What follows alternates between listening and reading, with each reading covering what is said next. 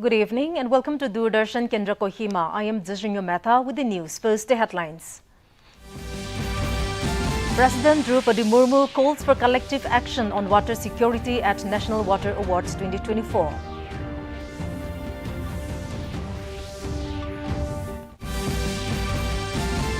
Chief Minister Dr. Nipiorio welcomes Ireland as country partner for this year's Hornbill Festival.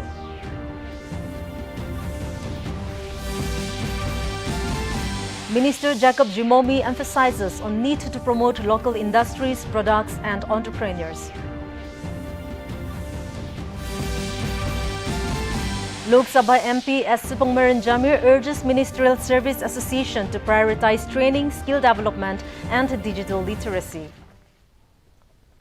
And now the news in detail.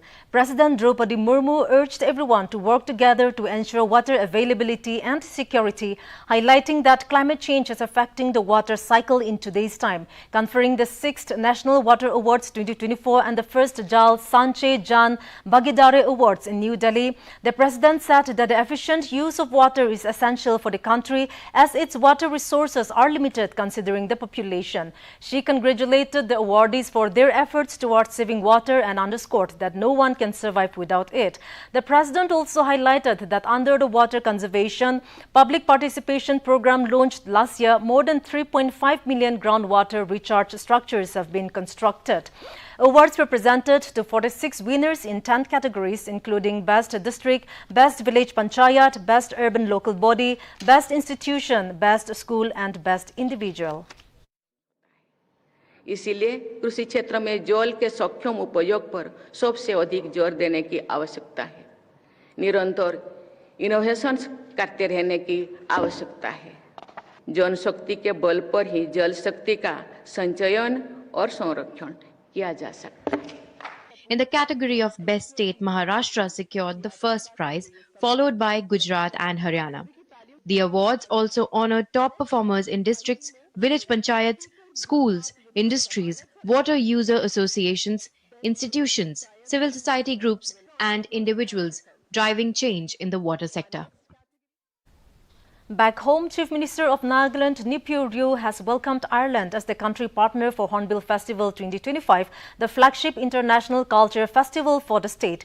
Chief Minister Nipiorio, on behalf of the Nagaland government and Ambassador Kevin Kelly, on behalf of the Irish Embassy in India, made a joint announcement at the Naga House in New Delhi today. Speaking on the occasion, Ambassador Kelly said, as the official country partner of Hornbill Festival, the Embassy of Ireland will bring in a range of very enriching public engagements.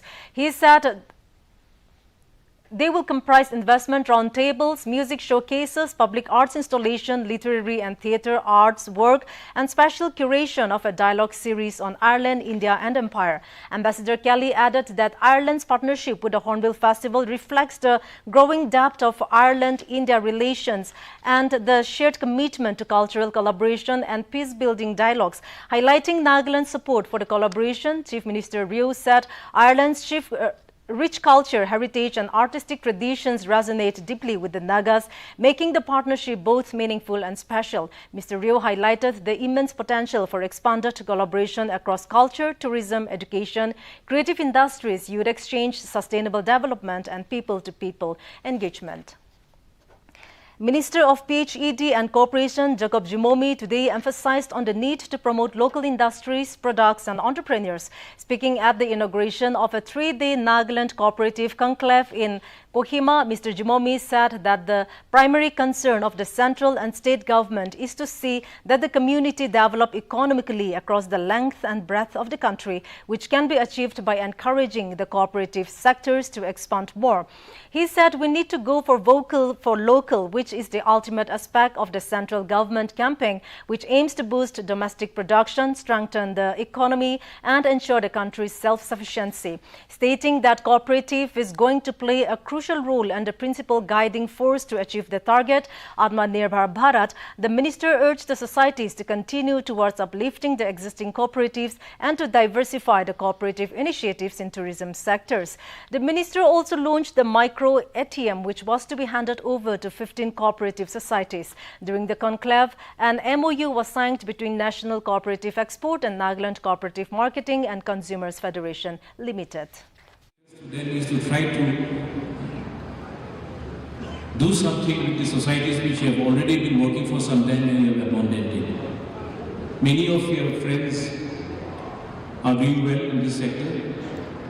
Many have recovered well from the assistance given by the banking institutions. We are heading in the right direction. So I congratulate all of you who are going to participate today.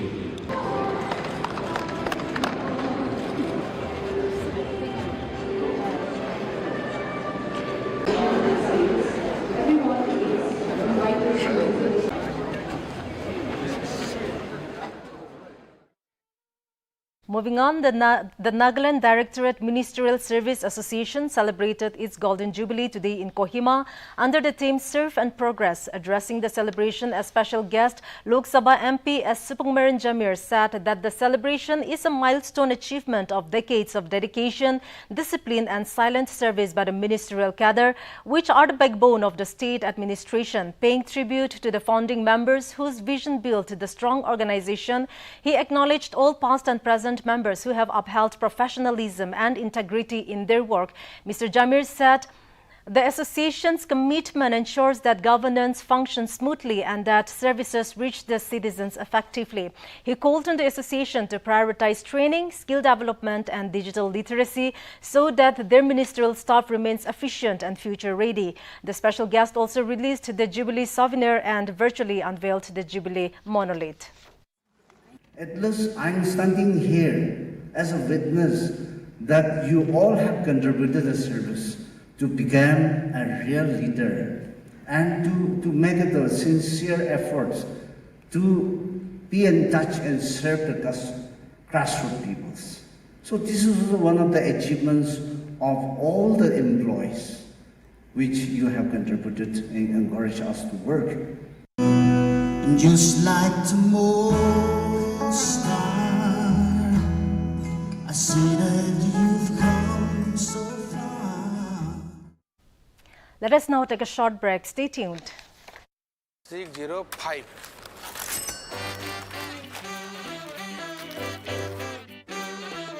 बदलो बदलो आदत बदलो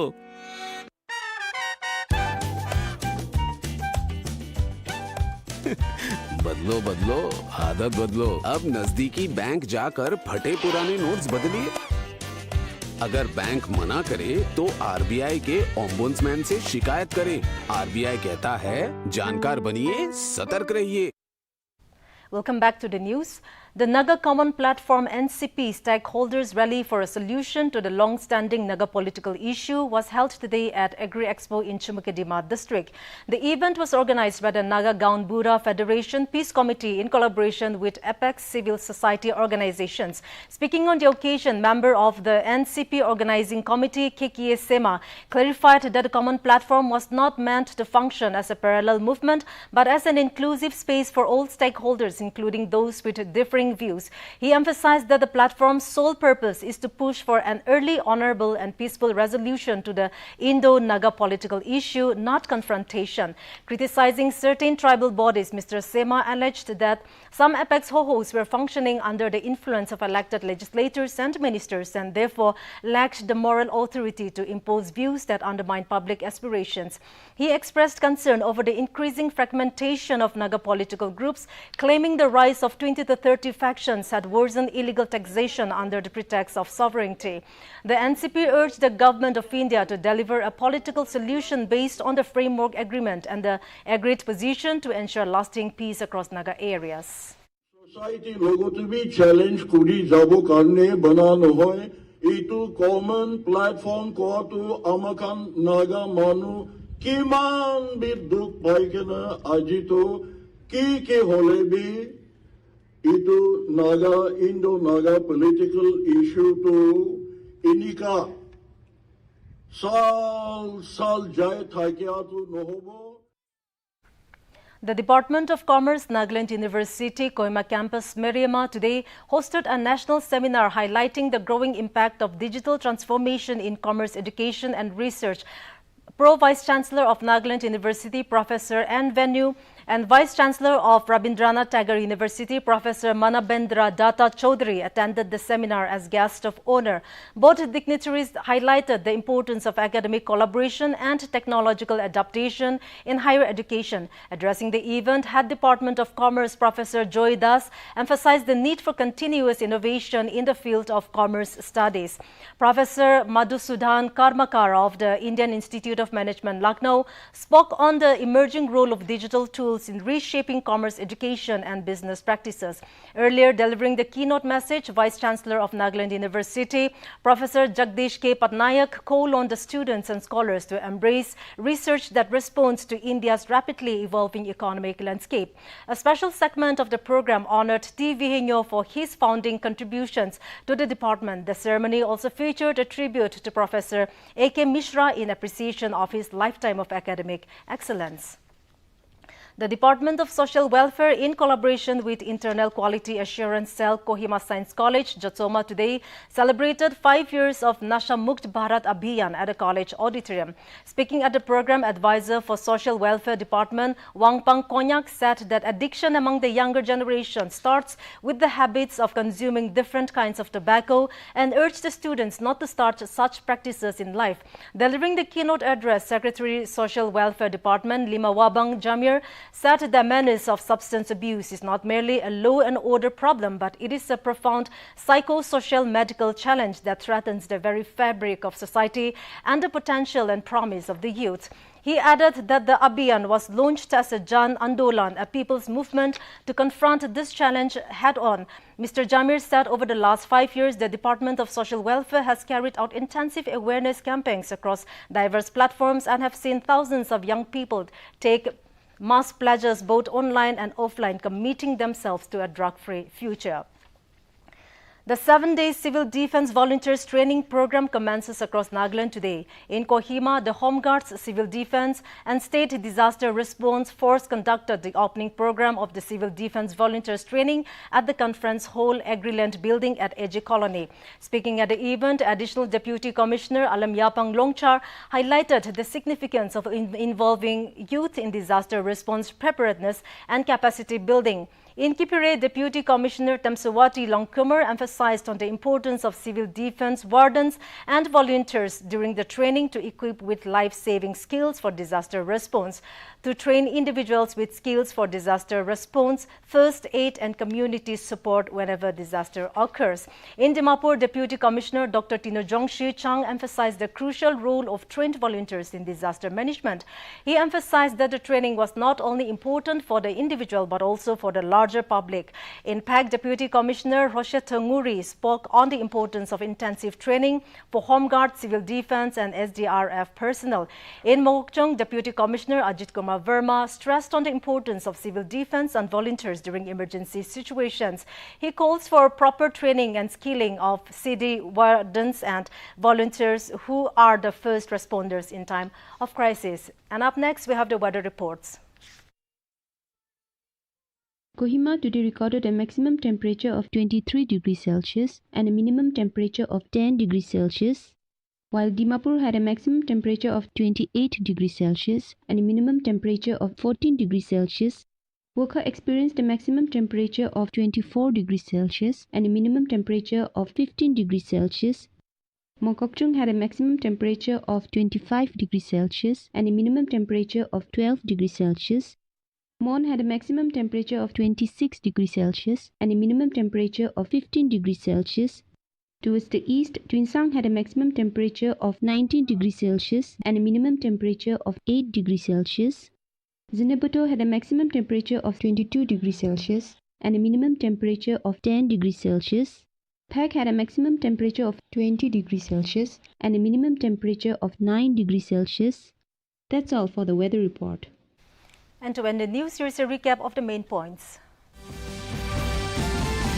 President Draupadi Murmu calls for collective action on water security at National Water Awards 2024.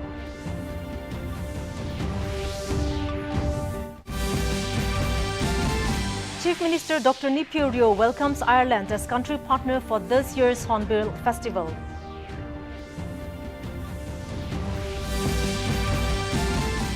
Minister Jacob Jimomi emphasizes on need to promote local industries, products and entrepreneurs.